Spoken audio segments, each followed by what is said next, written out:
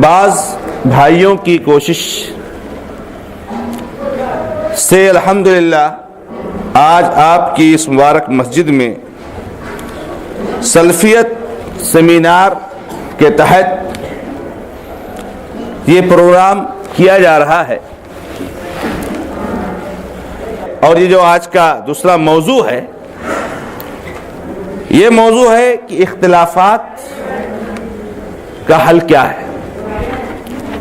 یہ موضوع اس سے پہلے والے موضوع سے ریلیٹڈ ہے، اور جیسے کہ آپ کو اس سے پہلے بتایا گیا ہے کہ یہاں پر کوئی لچھے دار تقریر نہیں کی جائے گی۔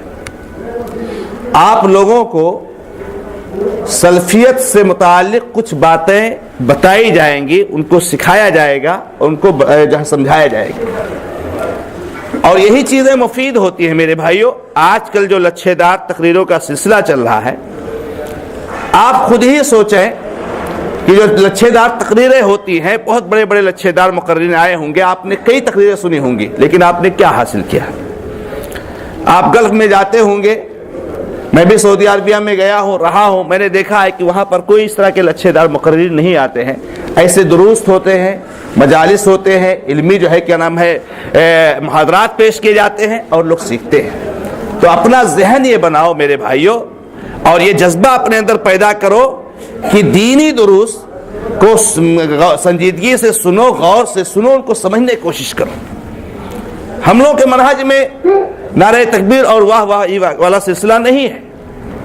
تو یہ جو ہے کہ اختلافات کا حل کیا ہے، یا اختلافات میں ہمارا طریقہ کار کیا ہونا چاہیے، یا اختلافات سے ہم کیسے نمٹیں، یہ اس سے پہلے والے موضوع سے ریلیٹڈ ہے، اور اسی کا اگلا قدم ہے۔ سمجھ لیجئے، آپ کو پچھلے درس میں یہ بتایا گیا کہ سلفیت کیا ہے، اور میں سمجھتا ہوں کہ سارے لوگوں نے سمجھ لیے ہوں گے کہ سلفیت کیا ہے۔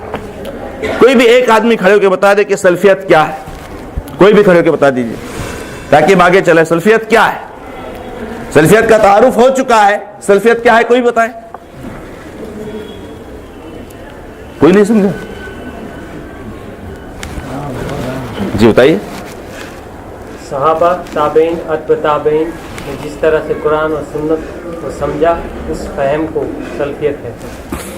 ماشاءاللہ، جزاک اللہ خیر، بارک اللہ فی علمک۔ ہمارے ساتھی نے بتایا، اور بالکل یہی کہ ہمیں اپنے سارے مسائل میں قرآن و حدیث سے حل نکالنا ہے۔ سارے مسائل کا حل کہاں سے نکالنا ہے؟ قرآن و حدیث سے۔ مگر کیسے نکالنا ہے؟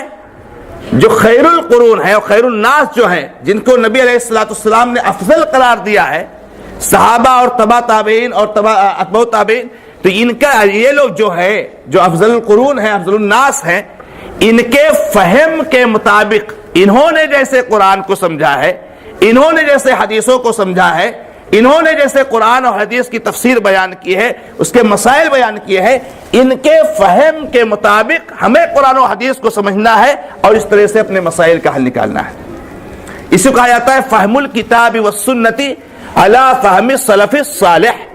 قرآن و حدیث کو سمجھنا سلف صالح کے فہم کے مطابق، سلف صالح کے فہم کی، یہ بہت اہم چیز ہے۔ ورنہ آج قرآن و حدیث کو سمجھنے والے صحابہ کو گالیاں دے رہے ہیں، آج قرآن و حدیث کو سمجھنے والے غیر اللہ کے در در کی ٹھوکریں کھا رہے ہیں، آج قرآن و حدیث کو سمجھنے کا دعویٰ کرنے والے ان کے اقوال کے پیچھے بھاگ کر کے اللہ کے نبی صلی اللہ علیہ وسلم کی حدیثوں کی دھجیاں اڑا رہے ہیں۔ کیوں؟ انہوں نے سلف صالح کو جو ہے کیا نام ہے کوئی اہمیت نہیں دی، انہوں نے سلف صالح کے فہم کو اپنے دینی معاملات میں بالکل جو ہے کہ ہم دخل دینے کے لائق نہیں سمجھا۔